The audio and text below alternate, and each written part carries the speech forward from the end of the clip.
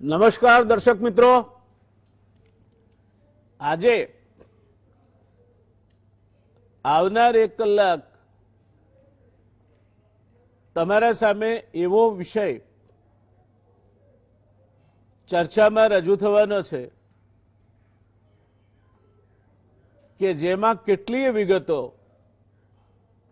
એવી છે કે ક્યારેક લાગણીઓમાં તણાવમાં આપણા ધ્યાન બહાર રહી ગઈ હોય અને એ વિષય ભારત અને ચીન વચ્ચેના વ્યાપાર સંબંધો એને સ્પર્શે છે। ભારતે ચીન પાસેથી શું આયાત કરવું, શું નહીં કરવું અને ચીન જ્યારે સરહદે અડપલું કરતું હોય ત્યારે ભારતે પોતે કઈ રીતે વર્તવું, એ સ્વાભાવિક રીતે જેમના હૃદયમાં દેશભક્તિ વસી છે, ને હું માનું છું કે બધા જના હૃદયમાં દેશભક્તિ વસી છે, એમને લાગે છે કે હવે ટાઈમ આવ્યો છે કે ચીનના માલનો બહિષ્કાર કરો। જેમ ગાંધીજીએ આઝાદીની ચળવળ વખતે આપણને શીખવાડ્યું બ્રિટિશ માલનો બહિષ્કાર કરો, તો ગાંધીજી અર્થશાસ્ત્રી હતા। અર્થશાસ્ત્રી બાય ક્વોલિફિકેશન કે કોઈ ડિગ્રીથી નહીં, સમજદારીથી। માન્ચેસ્ટરનો ટેક્સટાઇલ ઉદ્યોગ અને શેફિલ્ડનો કટલરીથી માંડીને બાકીની વસ્તુઓ બનાવતો સ્ટીલ ઉદ્યોગ ભારતના બજાર પર નભતો હતો। એને તોડવો હોય તો ખાદી અને રેંટીઓ એ સિવાય એ શક્ય નહોતું। ગાંધીએ કરી બતાવ્યું।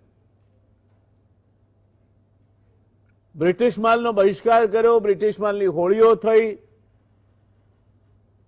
પણ ત્યારે આ વ્યાપારી સંબંધોની વાત નહોતી, વાત હતી બ્રિટિશ ચુંગાલમાંથી ભારતને આઝાદી અપાવવાની।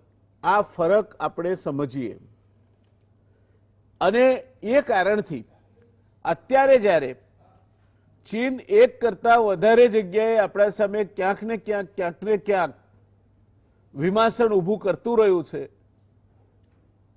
ક્યારેક ડોકલામ થયું, ક્યારેક નાથુલામાં જમાવટ થઈ, ક્યારેક શિયોક અને ગલવા રિવર અને ડીઓબીડી રસ્તા ઉપર સીધી નજર એ રીતે ચીને પોતાના થાણા ગોઠવ્યા, ક્યારેક અરુણાચલને પોતાનો પ્રદેશ બતાવ્યો। આ બધી હરકતો વચ્ચે પણ કદાચ શી જિનપિંગ ચીનના પ્રમુખ એ આપણા ત્યાં 3 વખત મુલાકાતે આવી ગયા। આપણા વડાપ્રધાનને વુહાન સમિટમાં આમંત્રણ આપીને બોલાવ્યા અને વડાપ્રધાને હાજરી પણ આપી। આ રાજનીતિ છે અને રાજનીતિ એ ગણતરીઓ પર ચાલે છે, એ શતરંજની રમત છે। એમાં ચોક્કસ ગણતરીઓ, ચોક્કસ વ્યૂહરચના, અને ક્યારેક એવું કહેવાય છે કે શતરંજની રમતમાં તમારે પીસ સેક્રિફાઈસ થતો હોય, તમારો ક્યાંક રૂક કે ક્યાંક બિશપ એને ગુમાવવો પડતો હોય તો ગુમાવીને પોન જાળવી રાખીને એ પોન છેવટે તમને રમત જીતાડે છે। આ ઠંડા દિમાગથી ચાલવાની, વ્યૂહરચના નક્કી કરવાની ને અમલમાં મૂકવાની રમતને શતરંજ કહે છે। રાજનીતિ પણ શતરંજની રમત જેવી છે। અને એટલે આપણે આજે ચર્ચામાં મૂકવું છે confederation of all India traders CAIT હેઠળ વેપારીઓએ અંદાજિત 3000 વસ્તુઓની યાદી બનાવી છે,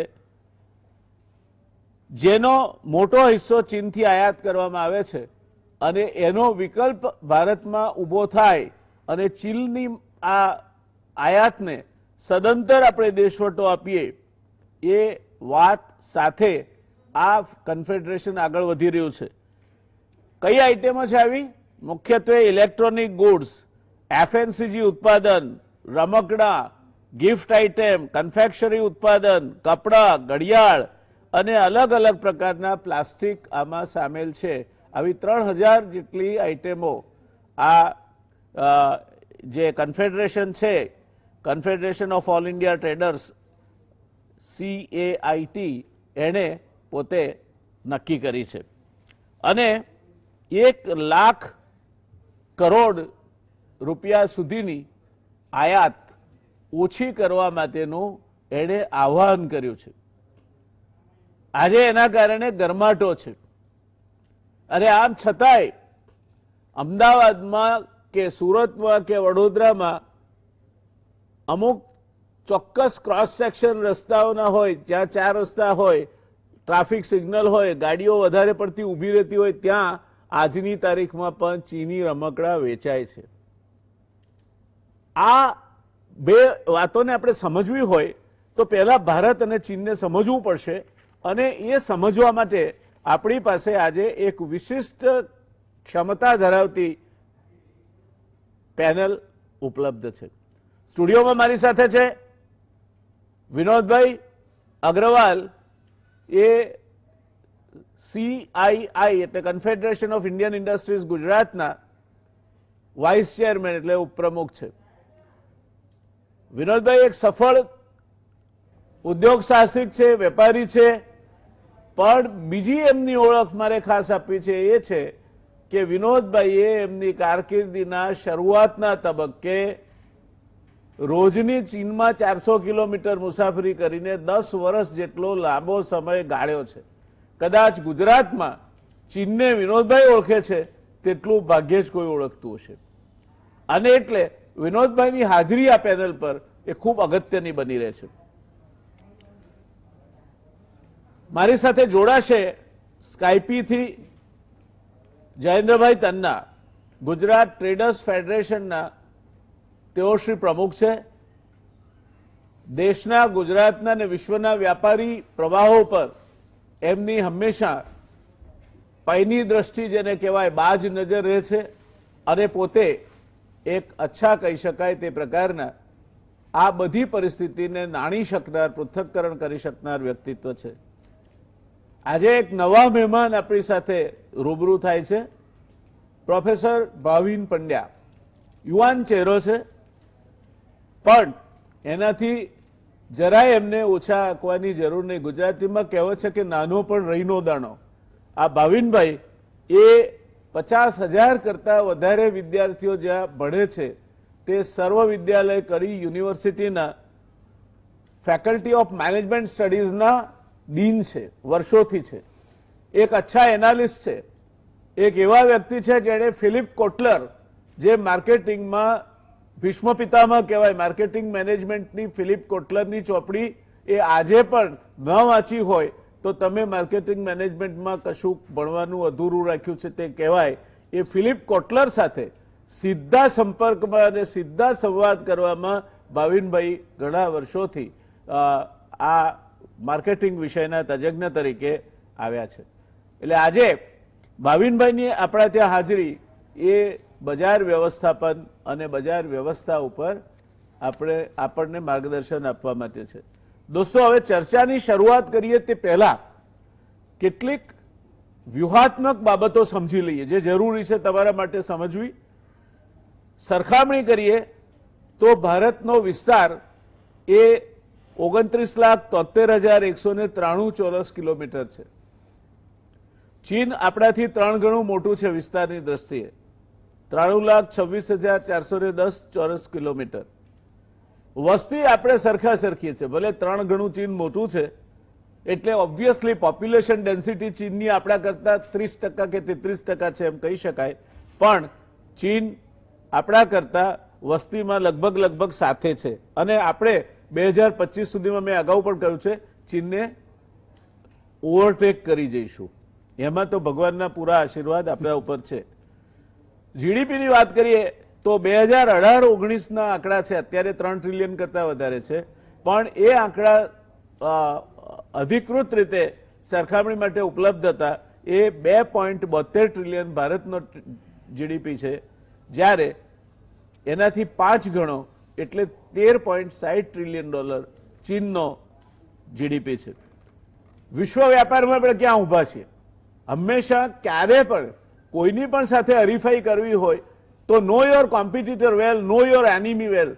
અને આંતરરાષ્ટ્રીય ક્ષેત્રે કોઈનો, કાલે જ મને લાગે છે આપણા એક રાજદૂતે વાત કરી હતી કે રાજનીતિમાં કોઈનો મિત્ર કાયમી નથી, કોઈનો દુશ્મન કાયમી નથી. એ એકબીજા સાથે બને ના બને હરીફાઈ હોઈ શકે, પણ છતાં પણ નો યોર કોમ્પિટિટર વેલ, તો ભારતનો વિશ્વ વ્યાપારમાં 2% કરતાં ઓછો હિસ્સો છે. ચીન 17.5% કરતાં વધારે હિસ્સો વિશ્વ વ્યાપારમાં ધરાવે છે અને એટલે એ ઘણી બધી રીતે આપણા ઉપર હાવી છે, જેની વાત પછી કરીએ. સંરક્ષણ ખર્ચની, સૈન્ય ઉપર થતા સંરક્ષણ ખર્ચની વાત કરીએ તો અમેરિકા જીડીપીના 3.4%, દુનિયામાં સૌથી વધારે ખર્ચ જો ડિફેન્સ પાછળ કરતું હોય તો અમેરિકા કરે છે. એના જીડીપીના 3.4%, રકમની દ્રષ્ટિએ $718.7 બિલિયન અમેરિકા એના સૈન્ય પાછળ ખર્ચે છે. ચીન 1.9%, એટલે $266.5 બિલિયન જેટલો ખર્ચો કરે છે અને રશિયા 3.9%, પણ રકમની દ્રષ્ટિએ $64.1 બિલિયન ખર્ચો કરે છે. આની સરખામણીમાં આપણે ક્યાંય નથી. આપણે 1%થી પણ ઓછો જીડીપી એ આપણા ડિફેન્સ માટે ખર્ચીએ છીએ અને એમાં પણ ખરેખર ખર્ચ કેટલો થાય છે તેના આંકડા કાઢીએ તો કદાચ નિરાશ થવું પડે. એટલે આ એક સરખામણી બળાબળની મેં તમારી સામે રજૂ કરી. આયાત નિકાસની વાત કરીએ તો ચીન એ ભારતમાં સૌથી મોટી નિકાસ કરતો દેશ છે. આપણે ચીનને $16.75 બિલિયન ની નિકાસ કરીએ છીએ અને $70.31 બિલિયન ની આયાત કરીએ છીએ.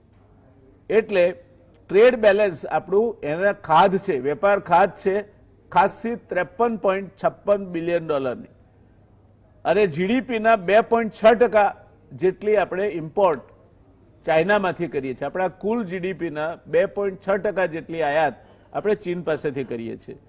બીજા નંબરે અમેરિકા આવે, જેના સાથે આપણો વ્યાપાર ટ્રેડ સરપ્લસમાં ચાલે છે. $52.40 બિલિયન ની આપણે નિકાસ કરીએ અને $35.54 બિલિયન ની આયાત કરીએ. સરવાળે $16.86 બિલિયન નો આપણે ટ્રેડ સરપ્લસ એટલે વેપાર પૂર્ણાંતરે છે, જે જીડીપીના 1.31% છે.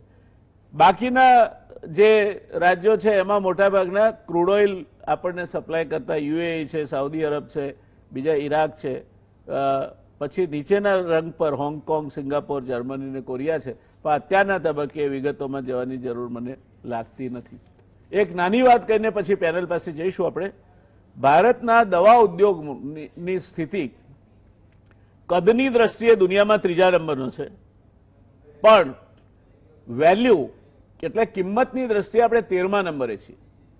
અને આ દવા ઉદ્યોગ માટે ખાસ કરીને એન્ટીબાયોટિક્સ અને વિટામિન્સ માટેના જે એક્ટિવ ઇન્ગ્રેડિયન્ટ કહેવાય એ આપણે $2 બિલિયન ચીનમાંથી આયાત કરીએ છીએ. અને આપણી મોટામાં મોટી ચિંતા એ હતી, જો વુહાન લાંબુ ચાલે તો ભારતનો એન્ટીબાયોટિક્સ એટલે રિફામ્સિનથી માંડીને એરિથ્રોમાઇસિન ને બીજી દવાઓ બનાવતો ઉદ્યોગ એ મુશ્કેલીમાં મુકાઈ શક્યો. સદનસીબે એવું થયું નથી. પણ આ એક હકીકત છે કે આપણે બલ્ક ડ્રગ અને ઇન્ટરમીડિયેટ્સ કુલ આયાતના 2% છે અને આપણી ફાર્માસ્યુટિકલ સેક્ટર ચીન પર બહુ મોટી રીતે આધારિત છે. તે જ રીતે આપણા નિકાસમાં આપણો કપાસ, દુનિયામાં 3જા નંબરનો કપાસ ઉત્પાદક દેશ છીએ આપણે, ક્યારેક બીજા નંબર, ક્યારેક 3જા નંબરનો. પણ આપણા કપાસનું એક મોટું આયાતકાર એ ચીન છે. લગભગ એની કુલ આયાતના 12% જેટલી કપાસની એટલે ઋણી આયાત છે આપણા ત્યાંથી. અને એટલે ખેડૂતોના હિતને લાગ્યો કે છે ત્યાં સુધી deoil cake, soybean seeds and soybean deoil cake અને કપાસ, આ ચીન આપણું એક મોટું ખરીદાર છે. એ વાત આપણે ખ્યાલમાં રાખવી જોઈએ. આ વાતને લક્ષ્યમાં રાખીને વિનોદભાઈ, હું પહેલા આપની પાસે આવવા માંગીશ. આપણે બધાએ રાષ્ટ્રભક્તિ સાથે સંમત કે ચીન બરાબર નથી આપણી સાથે વર્તતું, તો આપણે આ વસ્તુઓનો એની બહિષ્કાર કરી નાખીએ. એ પ્રથમ દ્રષ્ટિએ બરાબર લાગે છે, પણ ભારત એક બાજુ જનરલ કક્ષાએથી, એક બાજુ રાજનૈતિક કક્ષાએથી, રાજનૈતિક કક્ષાએથી ચીન સાથે મંત્રણા કરીને આજે પરિસ્થિતિ ઘણી સુધરી છે છેલ્લા કેટલાક દિવસમાં. ત્યારે આ પ્રકારના વલણ બાબત આપને શું કહેવું છે? હું મારી વાત શરૂ કરીશ એક લાઇનથી કે when you are emotional you don't take any economic or financial decisions.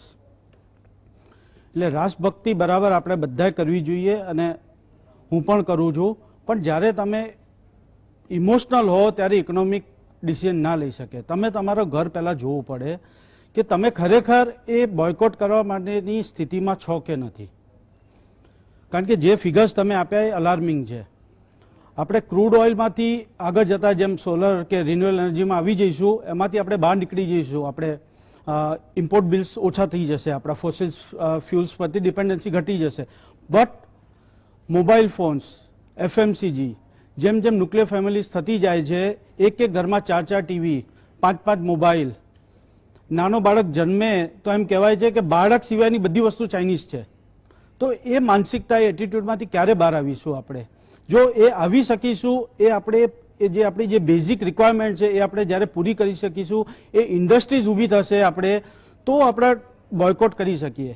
એટલે એવું નથી કે આજે સડનલી તમે બોયકોટ કરી નાખો, કાલથી વસ્તુ મળવાની બંધ થઈ જશે કે આપણે ઇમ્પોર્ટ બંધ કરી દઈશું.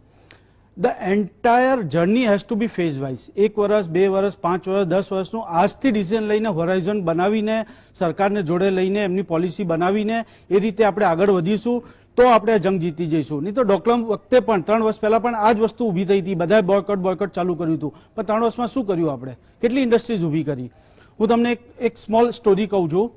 2002-3 વર્ષની વાત છે આ. I was at Frankfurt airport. મારી જોડે, હું શાંઘાઈ જતો હતો ફ્રેન્કફર્ટથી, મારી જોડે એક ચાઇનીઝ બેઠો હતો. એ ટાઈમે Indians were not so famous in China. બધાને પાકિસ્તાની કે બાંગ્લાદેશી જોડ કે તમે કે he asked me whether you are Pakistani. I said no, I am Indian. He said, are you from Singh Delhi? Singh Delhi means New Delhi in Chinese. I said, no, I am from Gujarat, Ahmedabad. એ ટાઈમે 2005 સુધી 4 સુધી કોઈ ગુજરાત કે અમદાવાદને ઓળખતું પણ નહોતું. તો એણે વાત આગળ વધારી. મેં કીધું શું કરે છે? તો બોલે, આઈ એમ અ ટોય સેલ્સમેન. હું દિલ્હી ઓલમોસ્ટ દર મહિને જઉં છું. આઈ સે ગુડ. બોલે, હું ચાંદની ચોક, કમલા માર્કેટ, નહેરુ પેલેસ, મને પણ નહોતી ખબર, એ જગ્યા એને ખબર હતી કે આઈ રોમ દેર, હું ત્યાંના ટ્રેડર્સને મારા રમકડા વેચું છું. આઈ સે ઓકે. પણ મેં કીધું યાર તમારી ક્વોલિટીમાં તો લફડા છે. તો એને મને એક આમ એમ્બ્રેસિંગ સિચ્યુએશનમાં નાખી દીધું. એણે મને એમ કીધું કે મિસ્ટર અગ્રવાલ, 80s 90sમાં તમારા છોકરા કયા રમકડાથી રમતા હતા? You are playing with mud toys કે લાકડાના રમકડા કે લોખંડના આપણે રમીને એ રીતે નાની રમકડાથી રમતા હતા. મેં કહે છે યુ આર રાઈટ. હું પણ 20-22 વર્ષનો હતો એ ટાઈમે. એમ કીધું હા, મારું બચપણ પણ એ રીતે નીકળ્યું છે. અને કોઈ રીચ પર્સન હોય, એમના કોઈ સગા સંબંધી અમેરિકામાં કે જર્મનીમાં રહેતા હોય તો તમને ચાબીવાળા રમકડા, તો બહુ તો પેન્સિલ સેલવાળા તમને રમકડા મળતા હતા. મેં કહ્યું yes, you are absolutely right. બોલે, અમે તમને આ રમકડા ઇન્ટ્રોડ્યુસ અમે કર્યા, અમે એને સસ્તા કર્યા, તમને મળ્યા તો તમારા આજના છોકરાઓ આ ટોયઝ જે રિમોટ કંટ્રોલ ટોયઝથી રમે છે. મેં કીધું યુ આર રાઈટ. તો આજે એ વાતને 17 વર્ષ થઈ ગયા, હજુ આપણે ચાઇનીઝ ટોયઝને બોયકોટ કરવાની વાત કરીએ છીએ. તો આપણે 17 વર્ષમાં કેમ આત્મનિર્ભર ના થયા? કેમ આપણે કોવિડ-19 માટે રાહ જોઈ કે હવે આપણે આત્મનિર્ભર કે સેલ્ફ રિલાયન્ટ થઈશું આવી નાની રમકડા જેવી વસ્તુઓમાં? મોબાઈલ કે હાઈ ટેકનોલોજી વસ્તુ તો વાત નહીં રહી. પ્લાસ્ટિક ઇન્ડસ્ટ્રી આપણી સ્ટ્રોંગ છે, આપણી જોડે રિલાયન્સ છે, પીપીના દાણા આપણે દુનિયાને એક્સપોર્ટ કરીએ છીએ, પીવીસી એક્સપોર્ટ કરીએ છીએ. તો વેલ્યુ એડિશન પ્રોડક્ટ કેમ આપણે ઇમ્પોર્ટ કરીએ છીએ? કેમ આપણે જાતે નથી બનાવી શકતા? તો એ તો એક વસ્તુ થઈ, ફિનિશ પ્રોડક્ટ છે, which is very easy to replace. કાલે આજે આપણે ડિસાઇડ કરીએ તો વર્ષમાં આપણે આટલી ઇન્ડસ્ટ્રી ઊભી કરી શકીએ છીએ. બટ વોટ અબાઉટ, જેમ વ્યાસ સાહેબે કીધું કે એપીઆઈસ છે, અમારી કેમિકલ ઇન્ડસ્ટ્રીની વાત કરીએ તો અમારે ઇન્ટરમીડિયેટ છે. એને ઊભી કરવા માટે આજે હું ડિસાઇડ કરું તો એટલીસ્ટ મને 2 થી 3 વર્ષ લાગે કે મારી એ ઇન્ડસ્ટ્રી ઊભી થાય. કારણ કે મારું જે એન્વાયરમેન્ટ ક્લિયરન્સ છે કે એ જે એને આવતા જ 1-1 વર્ષ થઈ જાય છે. તો આપણે સેક્ટર વાઇઝ, પ્રોડક્ટ વાઇઝ સેગ્રીગેટ કરીને પછી આગળ વધવું પડશે કે આપણે કેટલા પ્રોડક્ટ્સનો બહિષ્કાર કરવું છે અને કેટલા પ્રોડક્ટ આપણે બનાવી શકીશું, ખરેખર બનાવી શકીશું. કારણ કે 3 વર્ષ 5 વર્ષમાં ચાઇના ક્યાં હશે આપણને નથી ખબર. કારણ કે we are still much lagging behind them in capacity, in quality and in quantity. દોસ્તો, વિનોદભાઈની જે વાત છે આંખ ખોલી નાખે એવી છે કે પહેલા આપણે અભ્યાસ કરીને જે બનાવી શકાય તેમ છે તે કેમ નથી બનાવતા? કેમ એ ગુણવત્તાવાળા એ પ્રકારના રમકડા આપણે બજારમાં નથી મૂકી શકતા?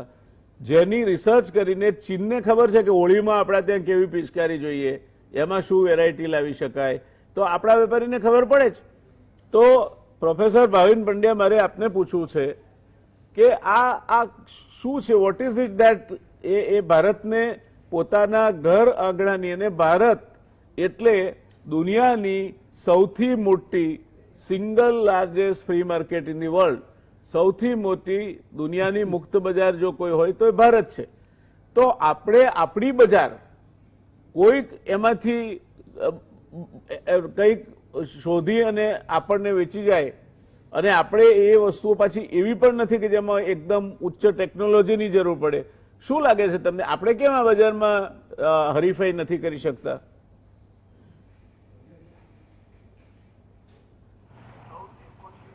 કેટલાય વર્ષોથી આ એક સળગતો પ્રશ્ન રહ્યો છે. આપણી જોડે કદાચ એવું કહેવાય કે ઇન્ડિયા માટે એક વન નેશન નું ડ્રીમ જે કન્વે કરવાનું છે એ કદાચ આપણે નથી કરી શક્યા પોસ્ટ ઇન્ડિપેન્ડન્સ ઓલ્સો, કે ઇન્ડિયા એઝ અ નેશન. અને જે ડેંગ જીઓપિંગ ની જે 1978 પછીની જે રિફોર્મ નીતિ એ ચાઇનાને જેટલું બદલ્યું. આપણે 2003 ની જ વાત કરીએ તો ખાલી 4% કોન્ટ્રીબ્યુશન હતું વર્લ્ડ જીડીપીમાં ચાઇનાનું, અને 2020માં આજે 17% થી ઉપર વર્લ્ડ જીડીપીમાં એનું કોન્ટ્રીબ્યુશન છે. હવે મેઘનાથ દેસાઈનું એક પેપર જુઓ છે ઇન્ટરનેશનલ મોનેટરી ફંડ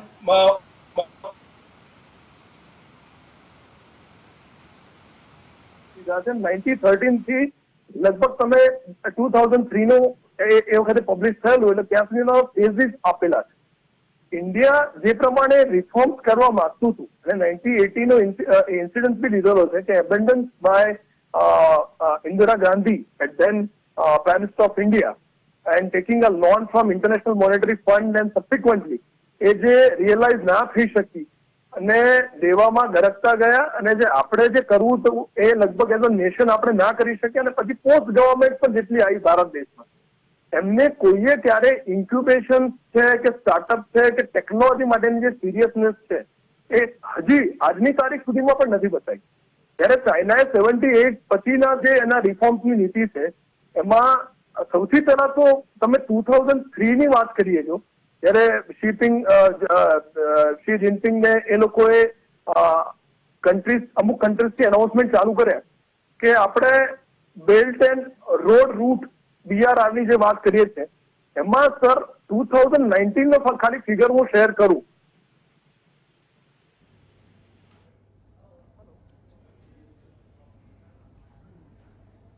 જયેન્દ્રભાઈ, મારે આપની પાસે આવવું પડશે, કંઈક મને લાગે છે કે ટ્રાન્સમિશનમાં કંઈક પ્રશ્ન થયો છે. આપ તો ગુજરાત ટ્રેડર્સ ફેડરેશનના પ્રમુખ છો. આ જે બહિષ્કારનું એલાન અથવા તો બહિષ્કારની વાત છે જે ફેડરેશને જાહેર કરી છે એ અને આપણી ક્ષમતા બે વચ્ચે આપને શું લાગે છે કે બરાબર શક્ય છે? આ બધું ક્યાંય મિસમેચ છે અથવા જરા વધારે પડતું છે? શું લાગે છે આપને? પ્રશ્ન એવડો મોટો કે ઉપાડી લીધો છે કે પહેલી વાત તો એ છે કે કેટ ભાજપની ભગીની સંસ્થા છે, અને એમાં જે આગેવાનો છે આ સાવ ન કહી શકાય એવી પ્રેમથી વાત કરું. એમની અગ્રિમતા વેપારીઓના પ્રશ્નો ને સરખી રીતે પાયાના પ્રશ્નો સમજીને ઉકેલ કરવાની ઓછી છે, પણ પબ્લિસિટી લઈને સરકારમાં વાલા થવાની વધારે છે. આત્મનિર્ભરની વાત કરી આપણે વડાપ્રધાનશ્રીએ, એ વધારે એમાં એ લોકોએ ચાઇનીઝ આઈટમ જ પકડી લીધી, કારણ કે લોકોને જેમ પેલા વિનોદ રજવાડી સાહેબ કીધું કે ઇમોશનલ ન થવાય ઇકોનોમિક પ્રશ્નમાં ક્યારેય, તો આમાં ઇમોશનલી વાત ન કરાય. એમની પાસે કેટલા વેપારીઓનું સંગઠન છે ખબર નથી. મેં તો આ સંસ્થાને 2016માં છોડી દીધી છે. હું નેશનલ વાઇસ પ્રેસિડેન્ટ હતો, કારણ કે અમને ખ્યાલ આવ્યો કે આમાં અગ્રિમતા જુદી છે અને દેખાવ જુદો થાય છે. હવે આપણે વાત કરીએ વાસ્તવિકતાની. વાસ્તવિક પરિસ્થિતિ એ છે કે આ પ્રકારનું આયોજન આપતા પહેલા વિનોદભાઈ અને ભાવિનભાઈએ કહ્યું ત્યારે સરકારની મૂળભૂત નીતિ એવી હોવી જોઈએ કે જે આપણા વેપારને, આપણા નવા ઉદ્યોગોને પ્રોત્સાહન અને સંરક્ષણ પણ આપે. પ્રોત્સાહન એ રીતે આપે કે જેમ હમણાં ફાર્માસ્યુટિકલની વાત કરી, વિનોદભાઈ કીધું તો આપણને આશ્ચર્ય છે કે 2 વર્ષ સુધી તો એ કોઈ ફેક્ટરી ડાયઝન કેમિકલ્સની કરે તો એમને પર્યાવરણનો લાયસન્સ 1-1.5 વર્ષે મળે છે. ગુજરાત આમાં એ મુદ્દા ઉપર પહેલા વાત કરીએ.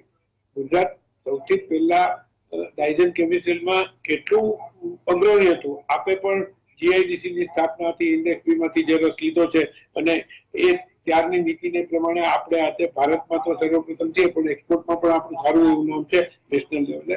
તો એ ટાઈમે આપણે જો ગુજરાત અહીંયા બનાવી શકતા હતા, સાહસિકો હતા, આપણી સરકારની નીતિ એવી હતી કે પ્રોત્સાહન કરે બધી વાતમાં, તો અત્યારની પરિસ્થિતિમાં એવું શું બન્યું કે એવા કયા રેડ ટેપિઝમ કે કાયદા આવી ગયા? ઇઝ ઓફ ડુઈંગ બિઝનેસ ની વાતો આપણે 15 વર્ષથી કરી રહ્યા છીએ.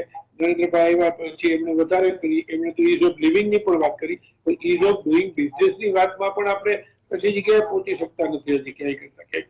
રેડ ટેપિઝમ દૂર નથી થયું.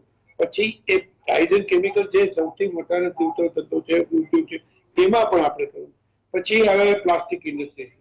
પ્લાસ્ટિક ઇન્ડસ્ટ્રી પર પહેલા દરેક જગ્યાએ એકદમ વિસ્તૃત અલગ અલગ નાના મોટા રમકડા લીધા હતી. એને છોડીને સરકારે શું કામે એવી નીતિ કરી કે ફોરેનના રમકડાઓ આપણી પાસે આવી શકે અને આપણો વેપાર ઉદ્યોગ અને આપણો અહીંયાની વ્યવસ્થા છે એને માર મારી શકે? દુનિયા આખી ગમે એટલા રોબોટ વાળા બનાવે, બધા બનાવે, બધી વાત સાચી છે, પણ સરકારે એ જોવું જોતું હતું કે એને આવવાથી અહીંયાના વેપાર ઉદ્યોગને તકલીફ પડે. આજે પંજાબમાં અને દિલ્હીની આજુબાજુના વિસ્તારોમાં જે રમકડાનો ઉદ્યોગ હતો એ બધો ભાંગી પડ્યો છે. ટોયઝ એસોસિએશન વાળાને પૂછ્યું તો એમણે 80% માલ તો ચાઇનાથી ના લઈ આવે તો એ લોકો ધંધો ન કરી શકે. અને એ માટે એમાં પણ પાછું ઓવર બિલિંગ, અંડર ઇન્વોઇસિંગ એટલું બધું એ રીતે ચાલે છે કે જેથી અહીંયા આપણે માલ બનાવવાનો 100 રૂપિયાનું જે રમકડું થતું હોય એ જ ટાઈપનું એનાથી ચડિયાતું રમકડું ત્યાંથી 40-50 રૂપિયામાં અહીંયા આવી શકે અને બજારમાં 60-70માં વેચી શકે. તો કયો વેપારી વિચાર કરીને એમ કહેવાનો છે કે નહીં હું સ્વદેશી માલ વેચું ને બાજુની દુકાનમાંથી વિદેશી માલ વેચાઈ જાય અને એની કમાણી અટકી જાય? આ બહુ તલસ્પર્શી છે અને વાસ્તવિક રીતે વિચારવાની જરૂર છે. સરકારે આત્મનિર્ભરતાની વાત કરીને અમારું આ ફેડરેશન છે કુદી પડ્યું પેલા વાર પર આપણે ચાઇનીઝ આઈટમનો વિરોધ કરો. 3000 આઈટમનું લિસ્ટ કરવું એ નાની બનાગત નથી. 3000નું લિસ્ટ જોવું પણ મુશ્કેલ છે અને એમાંથી એક 5% પર ચીજો આપણે જો અહીંયા બનાવીને વેચી શકવાની સત્તા હોય તો જ આ એલાન આપવું છે. એમણે એલાન આપવાની જરૂર એ હતી, સરકારને કહેવાની જરૂર હતી કે તમે અમને નીતિ એવી આપો કે જેથી અમે આ પ્રોડક્ટ વેપારીઓ જે વેચી શકે ને બનાવવાવાળા ઉદ્યોગકારો બધા વેચી શકે. પ્લાસ્ટિક રમકડાનો ઉદ્યોગ જેમ અહીંયા લખ્યું સૌથી વધારે એની તકલીફ છે. ટીવી આજે કેટલા સસ્તા થઈ ગયા તમે વિચાર કરો, ચાઇનાથી જ આવે છે, તાઇવાનથી કે જે આવતી એ કંપનીઓ પણ ચાઇનીઝ માલિકીની જ કંપનીઓ છે. મોબાઈલમાં આપણે ત્યાં એક બે નામ કહું તમને તો માઇક્રોમેક્સ કરીને એક હતી, એક બીજી હતી, 2-3 કંપનીઓ આગળ આવવાની કોશિશ કરી, બ્રાન્ડિંગ બનાવ્યું, બધું બનાવ્યું. ત્યાં એવામાં સરકારે આ લોકોને 100% એફડીઆઈની મંજૂરી આપી દીધી કે આવો અમે તમને જગ્યામાં પત આપીએ, અમે તમને આ બધું આપીએ અને એમાં તમે તમારું રોકાણ કરો ના કરો. એમાં ભારતીયોને મળે છે નોકરી એ નથી મળતી એવી વાત નહીં. 30,000ની જ નોકરી છે. માઇક્રોમેક્સ વેચીને જે વેપારીઓ કમાતા એ વેપારી કરોડોમાં નોકરી મળે છે 500,000 ને જ નોકરી. કારણ કે આજકાલ બધા ઓટોમાઇઝેશનના સામે થઈ ગયા એ રીતે એસેમ્બલ જ થાય છે. એ પ્લગ એન્ડ પ્લે ની વાળી વાત જ કરે છે, બાકીના સ્પેર પાર્ટ તો ત્યાંથી જ લઈ આવે છે. નાના પ્લાસ્ટિકની આઈટમ અહીંયા બનાવતા હોય અને સરકારે જે પોતે વાત કરે છે આત્મનિર્ભરની વડાપ્રધાનશ્રી, તો એ પેલા એને ખ્યાલ પણ આજે પણ જો અત્યારની ગાઈડલાઈનમાં આપણે આવે છે કે ઇન્ડિયન ચેમ્બર ઓફ કોમર્સની મીટિંગમાં વડાપ્રધાને વાત કરી, એ વાત કરવાની નીતિ અને અમલમાં મૂકવાની નીતિ એ બંનેમાં ખૂબ મોટો ફેર છે. આપણે ત્યાં હમણાં 4 દિવસ પહેલા આપણે સાથે હતા ત્યાં જીઆઈડીસી ની નીતિ માટે લોકોએ વાત કરી કે જીઆઈડીસી ની નીતિમાં તમારે આટલા બધા પ્લોટો પડ્યા છે એની ઉપર તમે પછીની આ માહિતી આપવાની રાહત આપવાની વાત કરો. જે અત્યારે બંધ પડ્યા છે જેને પ્લોટ લઈ રાખ્યા છે એમના ઉત્પાદન થઈ શકે એવી વાત તો કરો. ક્યાંક ચોક્કસ પ્લાસ્ટિક ઝોન તમે ઉભું કરો કે જેમાં રમકડા ઝોન હોય, આગ્રામાં જે મતલબ છે ત્યાં એવી જગ્યાએ, અલગ અલગ સ્ટેટમાં અલગ અલગ જગ્યાએ આવી કોઈ એક બાઇટ આપવાની નીતિની કોઈ કરતા કોઈ ધરાતલ ઉપર વાત નથી થતી. મુદ્રા યોજના આપી, બધી વાત કરી, આવી દરેકે દરેક વાતમાં સરકારની યોજનામાં ગાજવાનું વધારે હોય છે અને ખરેખર આપણે દેશી ભાષામાં કહીએ તો ખાલી ચડો વાગે ઘણો એના જેવી જ પરિસ્થિતિ આ સરકારની તમામ જાહેરાત હશે. આ હું સમજુ છું કે ભાવિનભાઈ પણ મારી સાથે હાથ મિલાવે છે મારી વાત સાંભળતા મોડું, એટલે એના સર્વેક્ષણમાં પણ અમારી આ દેશી કાઠિયાવાડી રીતની જે અમારું સર્વેક્ષણ છે વેપારી એ ત્યાંય પ્રતિબિંબ થાય છે. વિનોદભાઈ કીધું એ પણ વાત એટલી છે. એટલે અમારા ખેતના જે આગેવાન છે એ ઇમોશનલ રીતે વેપારીઓને એક્સપ્લોર કરી પોતાની સ્થિતિ ઉભી કરવા માટેની આ કરે છે અને બીજા વેપારીઓ કે અહીંયા કોઈ વેપારીઓ આ સ્થિતિ સાથે ને આ વાસ્તવિક પરિસ્થિતિ સાથે આ કઈ મેચ થતી નથી. એટલે સરકાર સારી જગ્યા સારી રીતે આપે. અમદાવાદ ભારતની અંદર વ્યવસ્થા એવી કરી છે કે જેમાં પ્રોડક્શન સારું થાય અને પોતાની રીતે આપણે ક્યાંય ને ક્યાંય આગળ વધી શકીએ. બરાબર. આજે આપણે રતન પોર્ટની એટલે મારી વાત એ જ છે, આ બંને મહાનુભાવો જે વાત કરે છે એ એક્સપર્ટ લેવલની વાત કરે છે અને હું સિમ્પલ દેશી ધરાતલની વાત કરું કે આમાં આ લોકોની વાત સાચી જ છે. સરકારે પોતાની રીતે જુદી રીતે વિચારીને જ વાત કરવી જોઈએ અને પછી જ આત્મનિર્ભરતાની વાત કરવી જોઈએ. ખૂબ ખૂબ સરસ વાત કરી જયેન્દ્રભાઈ આપે. દર્શક મિત્રો, ધંધાનો અથવા જીવનનો કોઈ પણ નિર્ણય જ્યારે તમે ખૂબ આનંદમાં હો ત્યારે નહીં લેવો અને જ્યારે તમે ખૂબ નિરાશામાં હો ત્યારે નહીં લેવો. અને જમણવાર માટે એવું કહેવાયું છે કે એનું સીધું લાવવાનું હોય તો કોઈ ભૂખ્યા માણસને એનો અંદાજ કાઢવાનું નહીં કહેવું, નહીં તો એ તમને ઓવર એસ્ટિમેટ આપશે. કોઈ ધરાઈને બરાબર બેઠો હોય એને પણ નહીં કહેવું, નહીં તો ખૂટશે. એટલે સરવાળે વાસ્તવિકતા ક્યાંક બીજે છે. આ CAITનું જે વાત છે, જયેન્દ્રભાઈની વાત સાથે હું પણ સંમત છું કે તમે જે કહો છો તે અને જે વસ્તુ જમીની હકીકત છે તે બે વચ્ચે મોટો તફાવત છે. આપણે ઘણા વર્ષો સુધી વિનોદભાઈ સ્વદેશી સ્વદેશી સ્વદેશી સ્વદેશી જાગરણ મંચને ઘણી બધી વાતો કરી. સરવાળે અત્યારે બધું ચૂપ છે, શાંતિ છે. એટલે આપને શું લાગે છે કે જે પરિસ્થિતિ છે અત્યારે આ દેશમાં અને ચીનની સાથે સરહદના વિવાદો કંઈ હમણાં નથી ઊભા થયા. ચીનની સાથે સરહદના વિવાદો તો 1962માં હતા અને ત્યારથી અત્યાર સુધીમાં સરહદ નક્કી કરવા માટે 60 કરતાં વધારે બેઠકો થઈ છે આપણી ચીન સાથે અને નથી ઉકલી શક્યા. ચીનની સાથેનો સરહદનો વિવાદ જે છે એ આપણી પુનર્જન્મની વ્યાખ્યા જેવો છે. થયા જ કરે એ કંઈ એમાંથી કશું નીપજે નહીં. એટલે અરુણાચલમાં કંઈક ડખો ઊભો થાય તો ત્યાં દોડવાનું. અત્યારે શ્યોક અને ગલવા રિવરના વેલીમાં ઊભો થયો છે તો ત્યાં દોડવાનું. હવે નવો મુદ્દો નેપાળની જે બોર્ડર છે તેનો પણ ઊભો થયો છે. એટલે ચીન સાથે આ આપણી જે ટગ ઓફ વોર જેને કહેવાય રસ્સાખેંચ, એ તો વર્ષોથી ચાલી આવે છે. અને રસ્સાખેંચ ચાલી આવે છે ત્યારે તમારા પાવર હાઉસના સુપર ક્રિટિકલ બોઇલર્સ, આટલી બધી વીજળીના ઉત્પાદનના જે લોકોએ મોટા પ્લાન્ટ નાખ્યા છે બધા બોઇલર ચીનથી લાવ્યા છે. કારણ કે એ ગુણવત્તા અને કિંમત બંનેમાં પહોંચી વળે છે. વિનોદભાઈ, એવા લોકો છે અમદાવાદમાં કે જે પોતાના મકાનનું ઇન્ટિરિયર કરવું હોય તો લગભગ દરેક વસ્તુ ચીનથી લઈ આવે છે કન્ટેનર ભરીને. આ પરિસ્થિતિ આપણા ત્યાં છે. વાસ્તવિકતા સામે આંખ મીચામણા કરીને ચાલવું કેટલું વ્યાજબી છે? શું મત છે આપનો એમાં?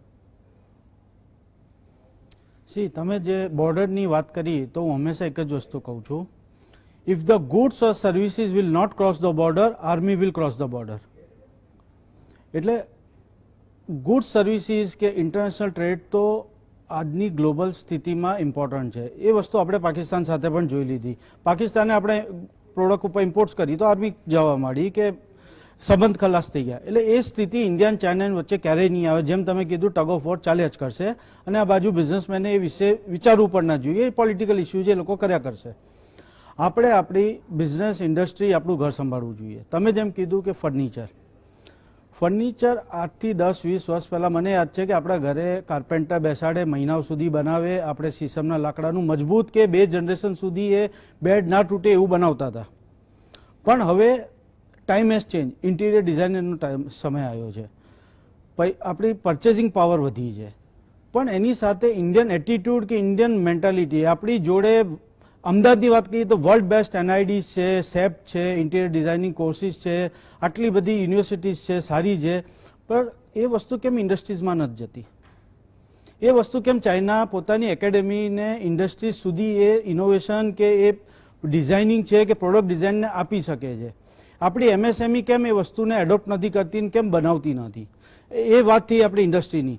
જેણે ચાઇના વિઝિટ કરી હશે એ જાણતું જ હશે કે ચાઇનાની અંદર આપણે હજુ પણ ઇન્ડસ્ટ્રીયલ ક્લસ્ટરની વાત કરીએ છીએ. China has gone much beyond that and they created marketing clusters.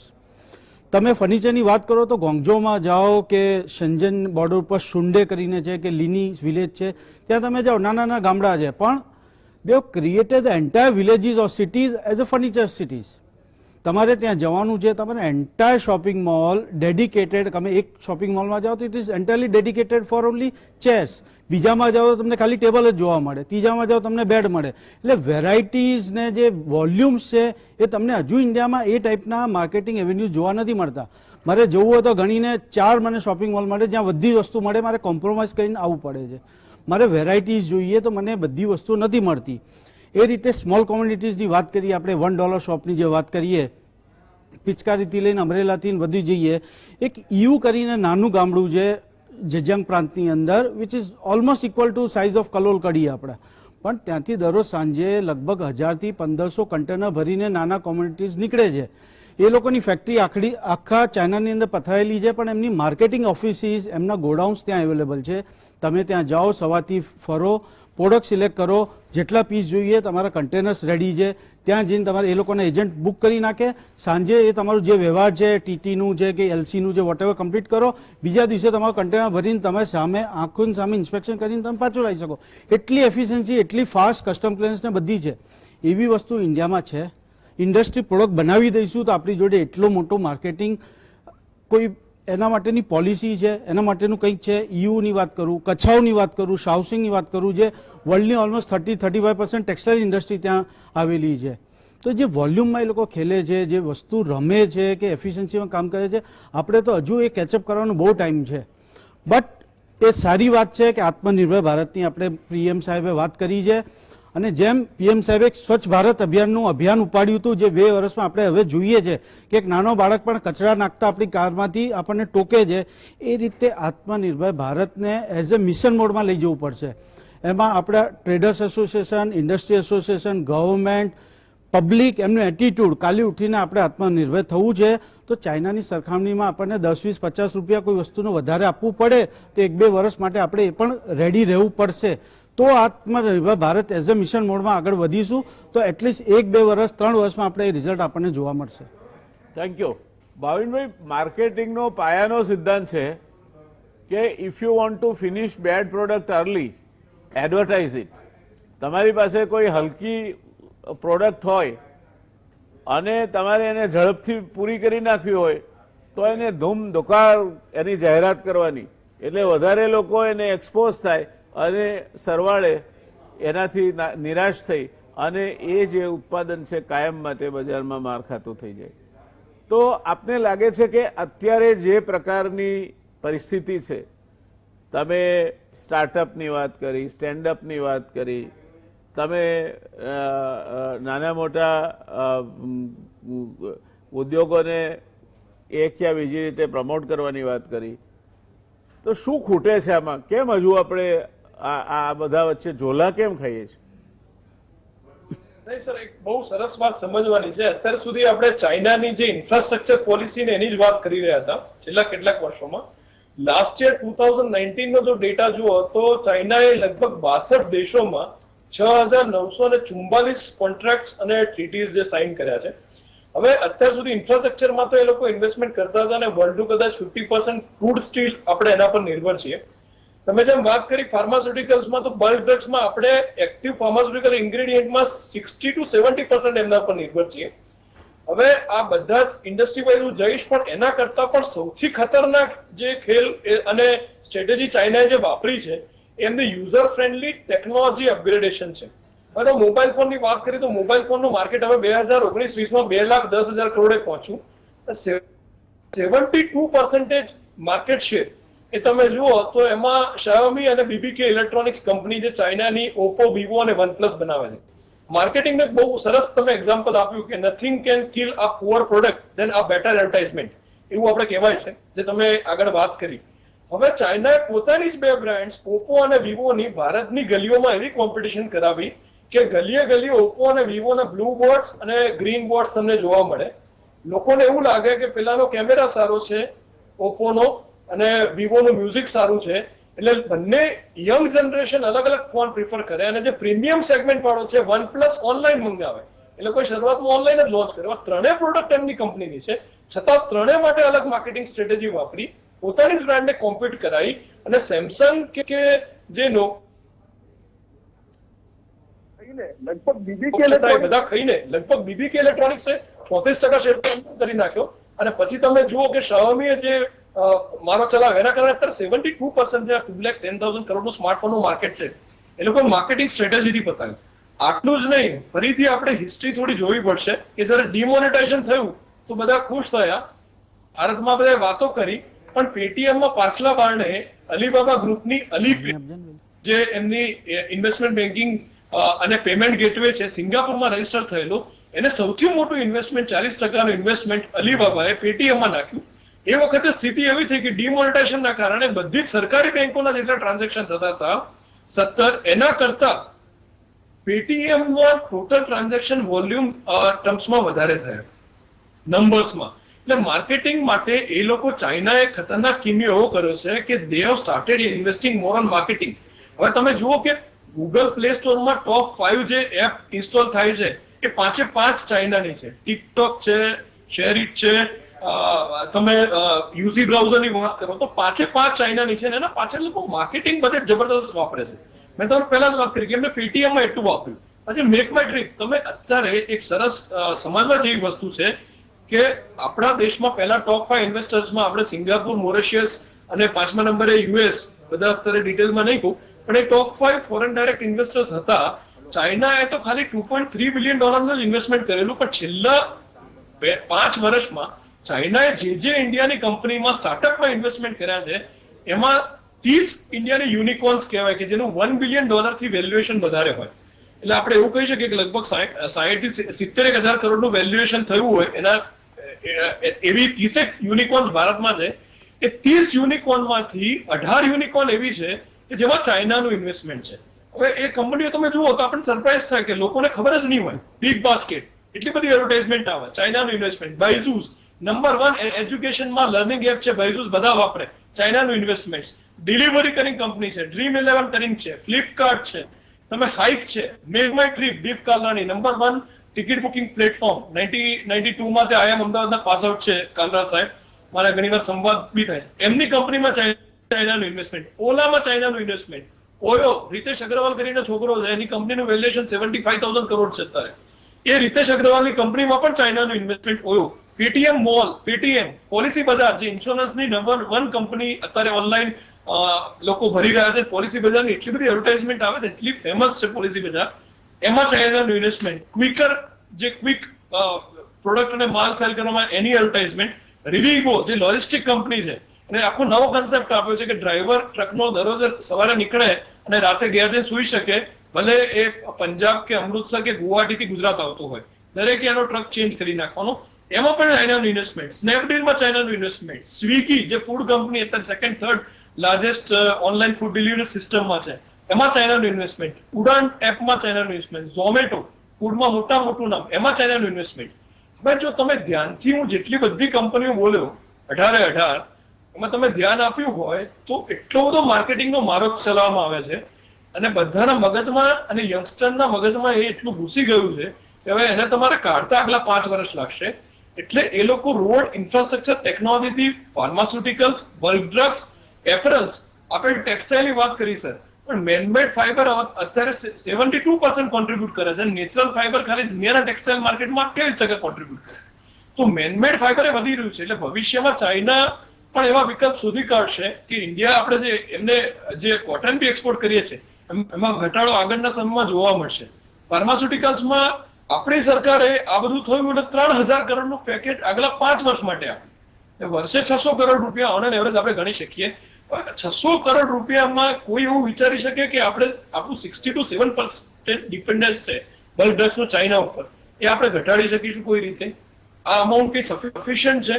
એટલે છેલ્લા કેટલાક વર્ષોમાં આપણે સ્ટ્રેટેજિકલી જોવા જઈએ તો રોડ અને ઇન્ફ્રાસ્ટ્રક્ચર જે રોડ જે આપણે વાત કરી કે બેલ્ટ એન્ડ રોડ થી આટલા $154 બિલિયન એમને ઇન્વેસ્ટમેન્ટ કર્યું. $15 બિલિયન એને નોન ફિનાન્શિયલ ડાયરેક્ટ ઇન્વેસ્ટમેન્ટ કર્યું છે. એટલે જે આખી આ ફિનાન્સની ગેમ છે દુનિયાની, એ તમે જો ફરાઈને જોશો તો ચાઇનામાં એટલું બધું ઇન્વોલ્વ છે કે આપણા એકલા દેશમાં નહીં, લગભગ 64 દેશોમાં એટલું પ્રભુત્વ એનું થઈ ગયું છે કે દુનિયાની ગ્લોબલ સપ્લાય ચેન બની ગઈ. અને આપણા ત્યાં સર તમે જુઓ કે એ લોકો બહુ સ્ટ્રેટેજિકલી એવું રમે છે કે કોઈ પણ સ્ટાર્ટઅપમાં $100 મિલિયન ઇન્વેસ્ટ કરે એટલે આપણે એવું કહેવા છીએ કે તમે 700 કરોડ રૂપિયા કરો ઇન્વેસ્ટ અને ધ્યાન રાખો તો 5 વર્ષમાં 70,000 કરોડની કંપની બને. બધું જ બેનિફિટ અત્યારે યુનિકોર્નનો ચાઇના થઈ છે આટલા કારણે. ટેકનોલોજીમાં એમને રાઈટ ટાઈમ ઇન્વેસ્ટ કર્યું છે.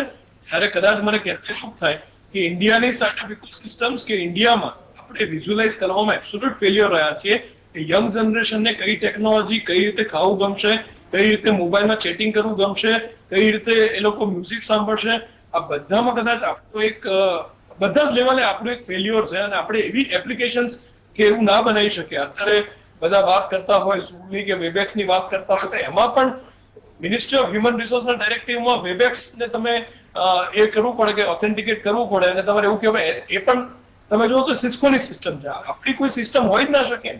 સિમ્પલ વિડીયો કોન્ફરન્સિંગ ટૂલ આપણે આટલા વર્ષોથી ના બનાવી શકતા હોય. Thank you, પછી હાઈ એન્ડ ટેકનિકલ પ્રોડક્ટ્સ છે. ભાવિનભાઈ, તમે આખો લેક્ચર બહુ એટલી સરસ રીતે સમજાયું કે કદાચ જો દર્શક મિત્રો ધ્યાનથી જોતા હશે તો એમને ખ્યાલ આવ્યો હશે કે દુનિયાનું સૌથી મોટું મુક્ત બજાર એના ઉપર આપણે પહેલાં બન્યા ગુલામ એટલા માટે કે ભારત અને ચીન 50% કરતાં વધારે દુનિયાના જીડીપીનો હિસ્સો ધરાવતા હતા અને તેજાનાથી માંડીને કાપડ સુધીમાં ભારત નિકાસનું એક મોટું નિકાસકાર હતું. એટલે આપણા ત્યાં ઈસ્ટ ઇન્ડિયા કંપનીથી માંડીને પોર્ચુગીઝ સુધીના લોકો ખેંચાઈ આવ્યા અને સરવાળે આપણે એમાં ધીરે ધીરે ઘસાતા ગયા અને જે એક જમાનામાં ઉત્પાદક દેશ હતો એ દેશ ધીરે ધીરે ઉત્પાદકમાંથી મળીને બ્રિટનનો ખરીદાર દેશ બન્યો, બ્રિટન માટેનું બજાર બન્યું. આજે આપણે દુનિયાનું મોટામાં મોટું બજાર છે પણ થાળ પીરસેલો છે, બધું જ છે, બધી વાનગીઓ છે, તમે ખાવી હોય તે ખાઓ, પણ તમારી પાસે એ વાનગીને પકડવાની, એ વાનગીને સમજવાની અને ખાવાની, સૂંઘવાની કોઈ ક્ષમતા નથી. એ પ્રકારની પરિસ્થિતિનું નિર્માણ થયું છે.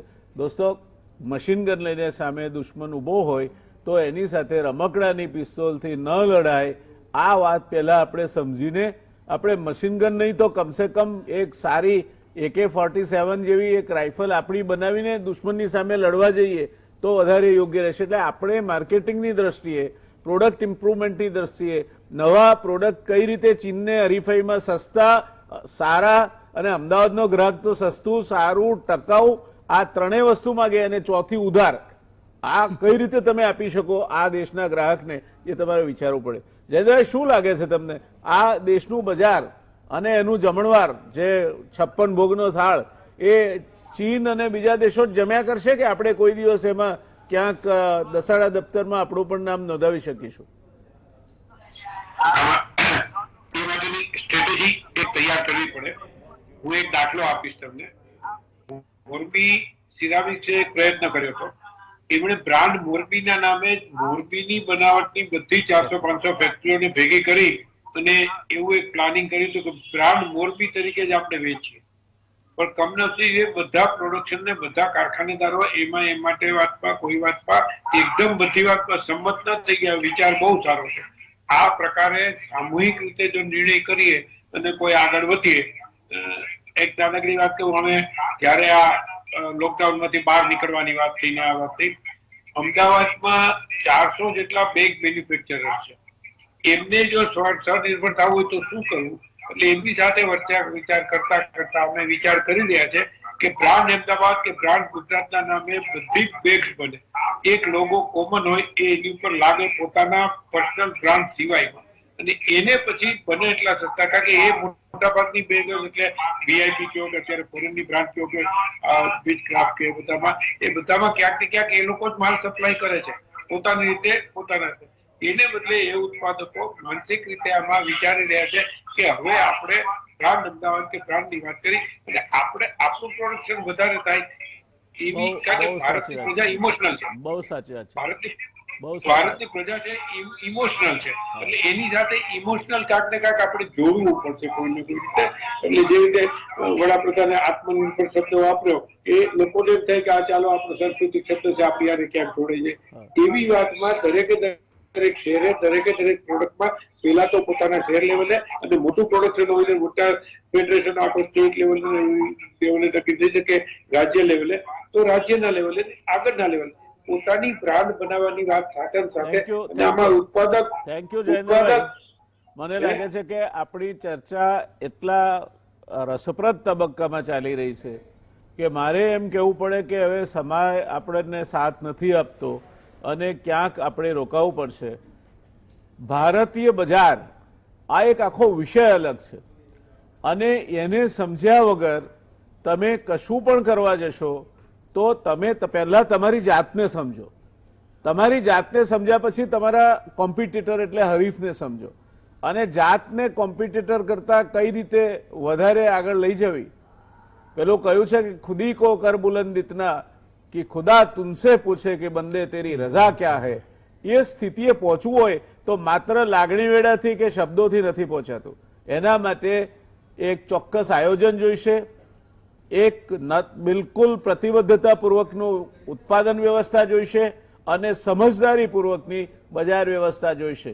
જ્યાં સુધી આ નહીં થાય ત્યાર સુધી આજની ઇન્ટરડિપેન્ડન્ટ વર્લ્ડમાં, આજના વૈશ્વિકરણના જમાનામાં બીજા લોકો આપણા બજારમાં ઊભો પાક લડી જશે એ વાત આપણને સમજાવી જોઈએ અને એ કોઈ સ્લોગનથી, સૂત્રોથી કે કોઈ ભાવાત્મક શબ્દોથી અથવા તો ભાવાત્મક વાતોથી નહીં હાંસલ કરી શકાય. વિનોદભાઈ, છેલ્લો શબ્દ આપની પાસેથી, આપ શું માનો છો? ના, જેમ તમે કીધું અને મેં પણ પહેલાં કીધું કે we have to work in a mission mode. આપણે જો 5 વર્ષમાં થોડુંક પણ આગળ પ્રોગ્રેસ કરવું હશે તો આજે ડિસાઇડ કરવું પડશે, એક કલેક્ટિવ એફર્ટ આપવો પડશે, માર્કેટિંગ વ્યવસ્થા ઊભી કરવી પડશે, આપણે આપણી પ્રોડક્શન કેપેસિટી વધારવી પડશે, આપણી પોલિસીઝ સુધારવી પડશે, પછી આપણે ઇન્વેસ્ટમેન્ટની વાતો કરીશું. જ્યાં સુધી આ બધાનું કોમ્બિનેશન એક પ્રોપર મિશન મોડમાં નહીં આગળ વધીએ ત્યાં સુધી આ વાતો આમની આમ જ રહેશે. ડોકલામ વખતે પણ 3 વર્ષ પહેલાં પણ 2 વર્ષ પહેલાં પણ આ જ વાતો ઊભી થઈ હતી. પછી એ ક્યાં ને ક્યાંક ચાઇનાનો માર ચાલુ થઈ જાય છે, ઇમ્પોર્ટ ચાલુ થઈ જાય છે અને આપણે કમ્ફર્ટ ઝોનમાં પાછા જતા રહીએ છીએ. દર્શક મિત્રો, ઘણી મોટી તૈયારી માગી લેતો આ વિષય છે. કોઈ લાગણી વેડા ઉપર આના ઉકેલો આવે એ ક્યારેય શક્ય બનવાનું નથી અને એટલે એક દેશ તરીકે શાંત અને સ્વસ્થ ચિત્તે વિચારીને આયોજનપૂર્વક સરકાર એવા નીતિ વિષયક ફેરફારો પણ કરે કે જે આ દેશને ચીનની માફક, એના સમકક્ષ નહીં પણ એનાથી પણ વધારે આગળ જઈ શકે તે પ્રકારની નીતિઓ, એ પ્રકારની સરકારી વ્યવસ્થા, એ પ્રકારની મંજૂરીઓ આપે તો આ શક્ય છે. ભારત માટે આ શક્ય નથી પણ એની આડે મોટો તેરમણનો તો છે એ પણ આપણે યાદ રાખવું જોઈએ. ભાવિનભાઈ, જયેન્દ્રભાઈ, વિનોદભાઈ, આ ત્રણેય મિત્રોનો ચર્ચાને એક ઉચ્ચ સ્તર સુધી લઈ જવા માટે, સરળ ભાષામાં સમજાવવા માટે અને રસપ્રદ બનાવવા માટે ખૂબ ખૂબ આભાર. શુભરાત્રી દર્શક મિત્રો. મળીશું કાલે ફરી એક નવા વિષયની ચર્ચા માટે. જોતા રહો ગુજરાત સમાચાર ટેલિવિઝન.